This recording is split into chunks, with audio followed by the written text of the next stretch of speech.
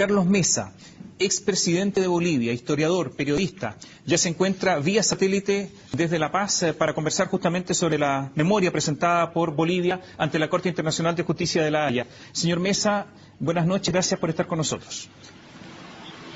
No, un verdadero gusto, un saludo muy cordial a todos ustedes. 195 páginas, 2 anexos de esta memoria boliviana. Usted conoce los argumentos y entiendo que conoce la memoria. ¿Qué nos puede decir acerca de los derechos que está argumentando Bolivia ante la Corte Internacional de Justicia de La Haya? ¿Cuáles son los principales fundamentos? Derechos expectaticios, la obligación unilateral del Estado de Chile, que Chile se obligó a dar mar a Bolivia. ¿Cuáles son los principales argumentos? El argumento fundamental está basado en la consideración jurídica de que el compromiso unilateral de un Estado para con otro Estado genera una obligación jurídica que debe ser cumplida.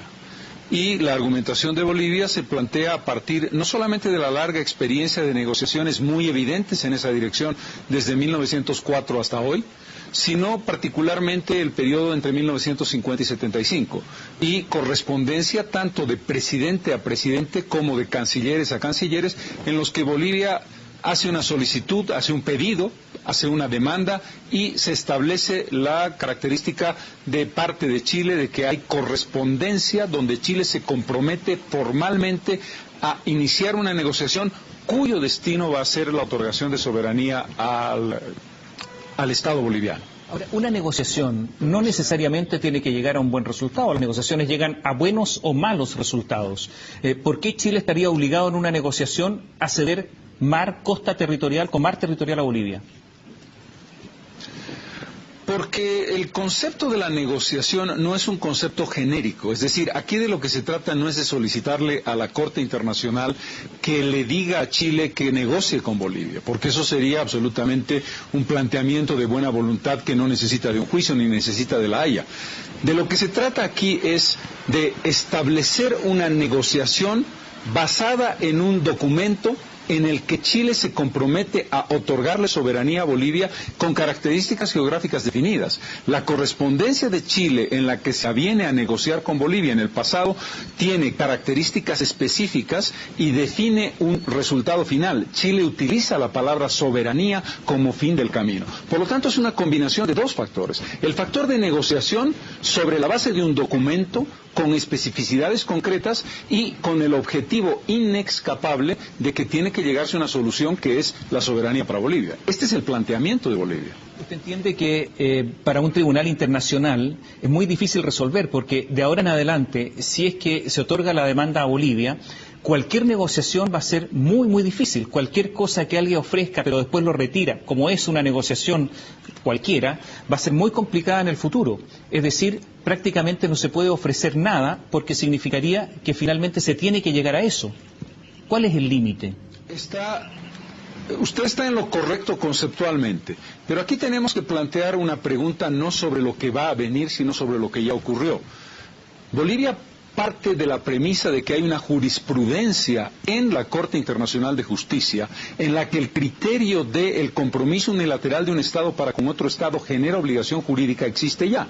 El caso de las pruebas nucleares francesas es un ejemplo de ello. Es decir, aquí no estamos planteándonos cuán riesgoso sería que la Corte plantee una solución positiva para Bolivia, o más bien fallan una solución positiva para Bolivia, sino la existencia de una jurisprudencia preexistente que no se puede dejar de lado. Efectivamente hay un caso de las explosiones nucleares francesas en el atolón de Mururoa, pero son, y a lo mejor usted convendrá conmigo, que son experiencias o fallos muy determinados, muy exclusivos, es decir, no hay una gran jurisprudencia. ¿Usted podría citar otros fallos, otros antecedentes, otra jurisprudencia en que la Corte o algún tribunal internacional obliga a negociar o comprometa a un Estado en cuanto a una declaración unilateral? Esta no es una competencia de conocimientos jurídicos. Basta un ejemplo que ha sido un ejemplo claro, concreto y que la Corte ha fallado. Y en este caso debo decirle que no tengo en la memoria otros. Hay 4 o 5 fallos en esa dirección. Pero como le digo, basta con que se haya planteado un punto de partida de jurisprudencia para que podamos decir hay una base sólida que argumenta Bolivia con elementos preexistentes y que además es parte de una construcción hacia futuro. El hecho de que este tipo de planteamiento tenga en algún sentido cierta lógica de novedad no quiere decir que no tenga un fundamento sólido y que no tenga elementos preexistentes. ¿Usted cree que si es que Bolivia no obtiene una victoria, no es acogida su demanda en la Corte Internacional, no se cierran definitivamente las puertas con Chile? ¿Que este es el todo o nada, es un blanco o negro el que se está jugando en estos instantes?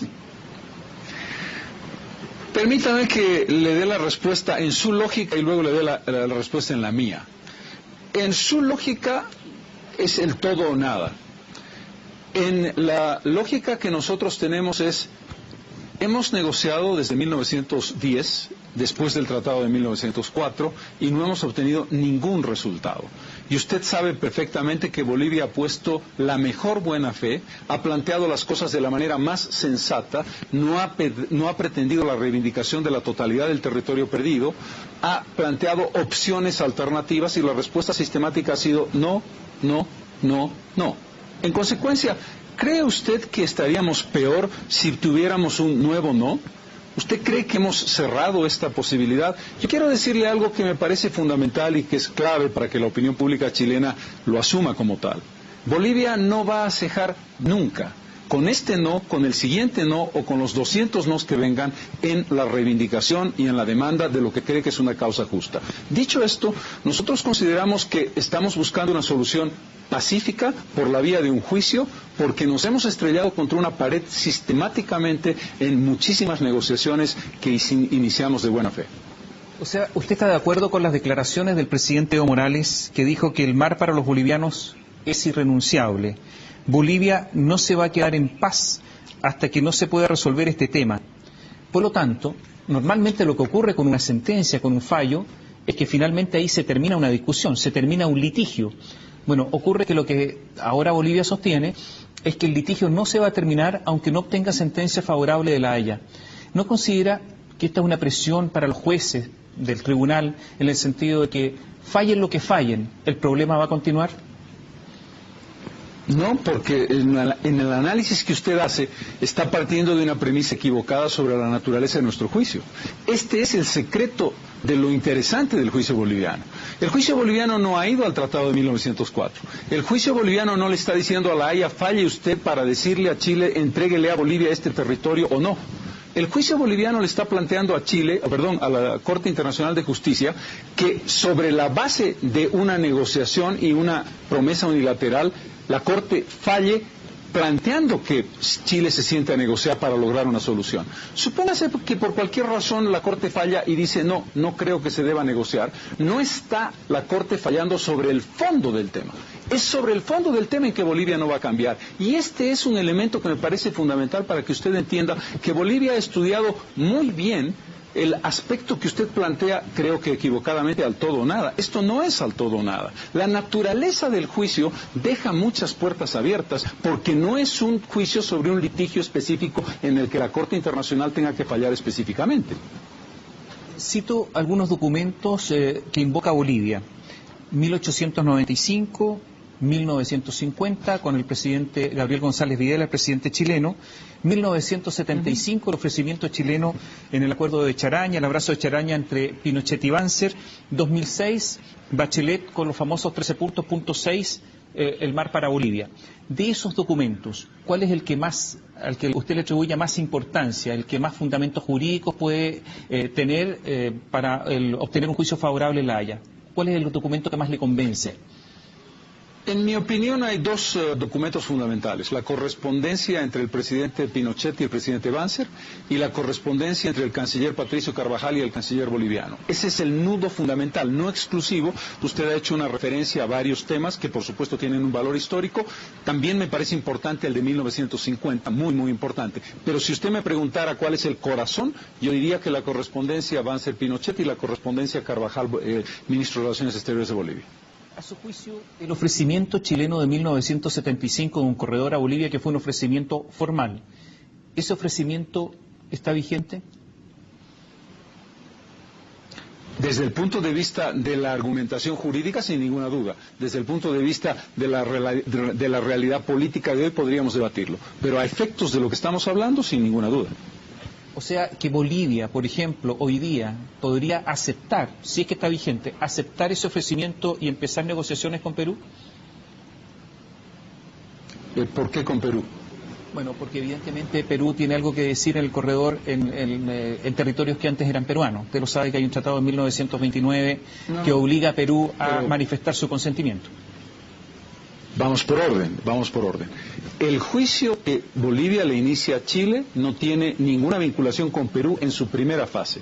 En la hipótesis de que la Corte falle en favor de Bolivia, se produzca una negociación entre Bolivia y Chile y lleguemos a un acuerdo con Chile, ahí entra a terciar Perú. Chile tendrá que hacerle una consulta a Perú y Perú tendrá que responder. No me cabe la menor duda. Pero no estamos en esa fase. Estamos en la fase del juicio de Bolivia contra Chile, cuyo objetivo boliviano es sentarnos a negociar, conseguir la soberanía con un acuerdo con Chile y a partir de ese momento recién entra a terciar Perú.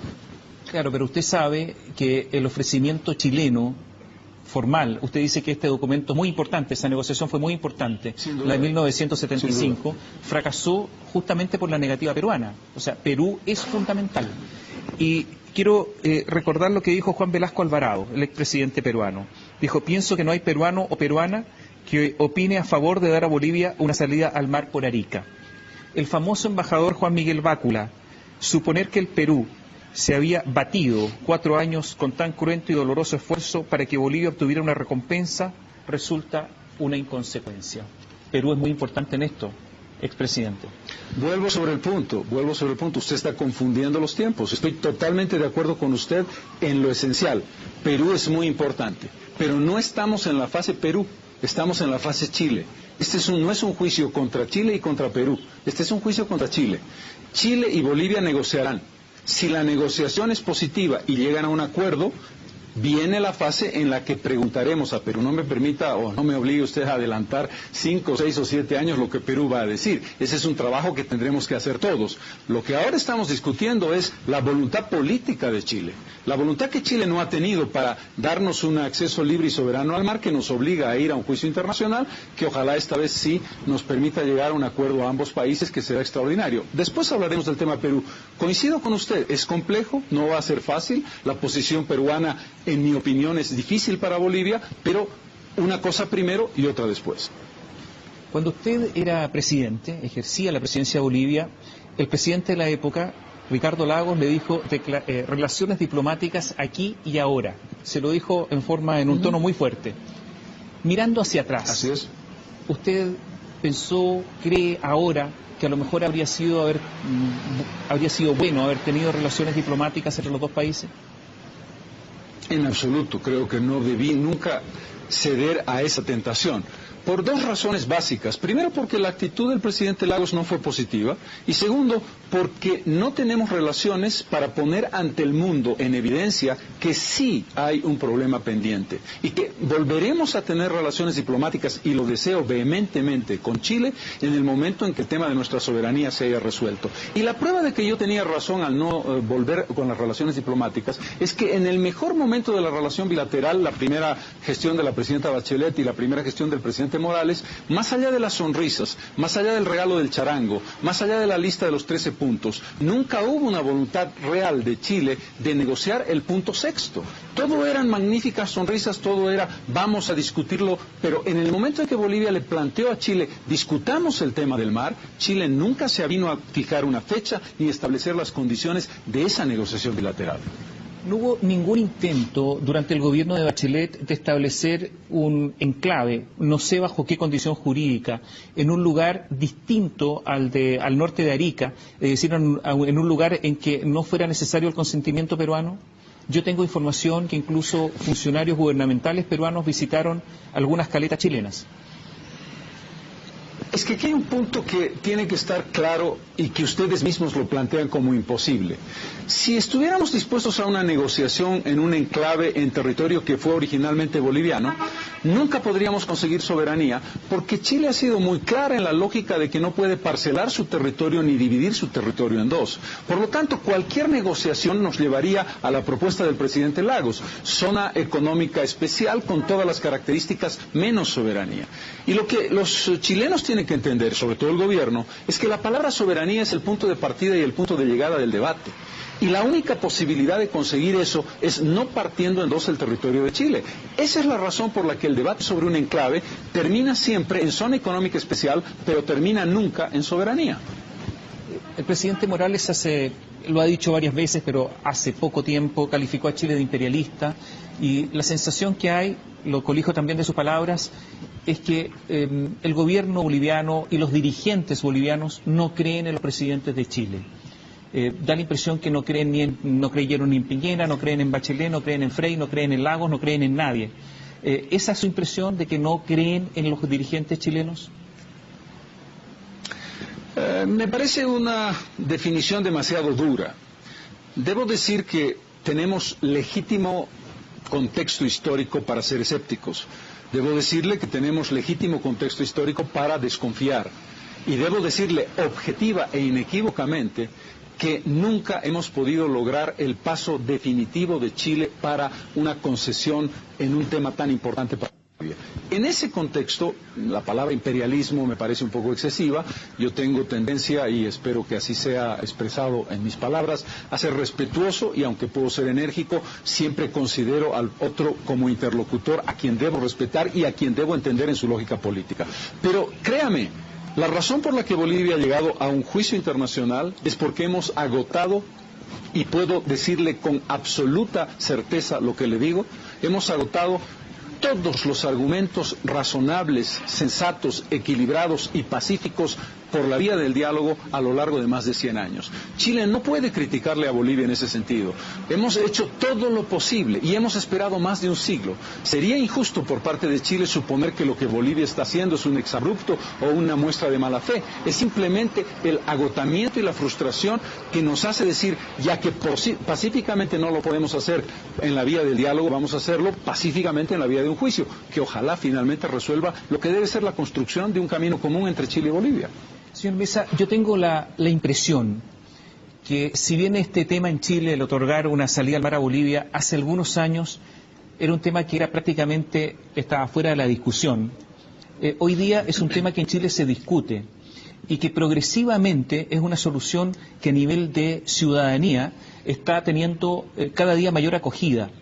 De hecho, cuando ha venido Evo Morales a Santiago, ha tenido un recibimiento multitudinario. Es decir, hay una sensación ambiente de progresiva comprensión del requerimiento boliviano. Posiblemente, si Bolivia hubiese esperado a lo mejor algún tiempo, habría habido una masa crítica suficiente en la ciudadanía chilena para otorgar el corredor sin necesidad de un juicio. ¿Usted tiene esa misma impresión, que la opinión pública chilena ha ido cambiando? No la tengo, y le voy a decir por qué. Porque lo que usted me acaba de decir es exactamente lo que pasó el año 2006, cuando el presidente Morales estaba electo y fue a un estadio en Chile, y le dijeron mar para Bolivia, y tuvo la mejor voluntad con la presidenta Bachelet, y había una masa crítica de opinión pública muy favorable a discutir el tema del mar, y daba la impresión de que era un momento en que el gobierno de Chile tenía una mejor opinión pública para negociarlo, y no ocurrió.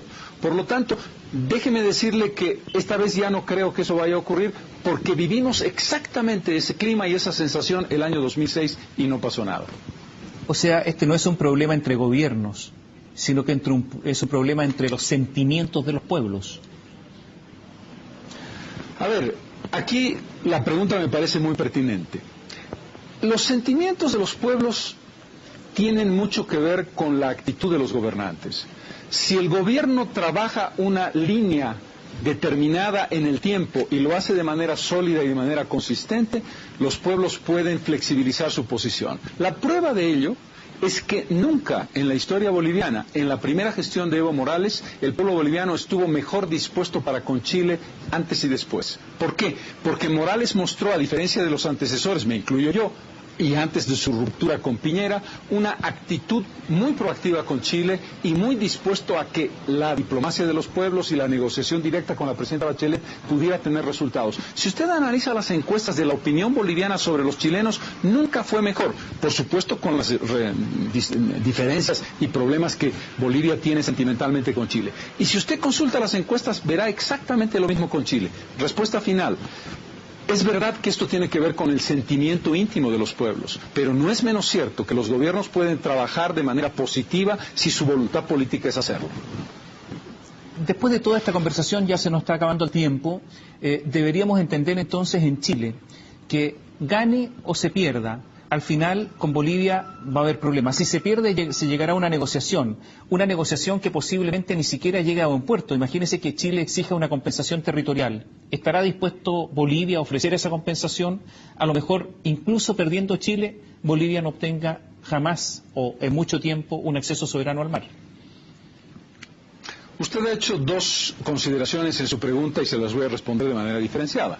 La primera es: gane o pierda, siempre habrá problema. No, no debe haber problema.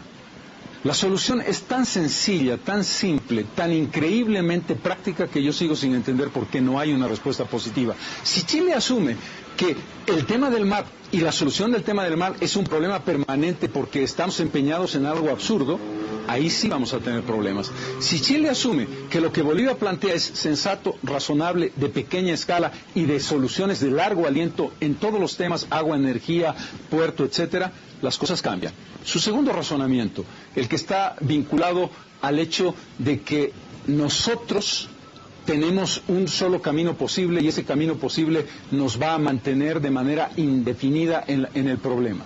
Yo creo que lo que usted ha mencionado sobre la compensación es parte del juicio y es parte del fallo. Y créame, el fallo de la Haya puede facilitar que una respuesta que hoy en Bolivia es radical cambie. No se olvide de eso. No se olvide que si el fallo nos favorece, también nosotros tenemos que considerar cesiones y tenemos que considerar sacrificios. Una cosa es que nos lo plantee el interlocutor y otra cosa es que lo diga la Corte de la Haya. Yo en ese tema soy un poco más flexible de lo que usted pensaría.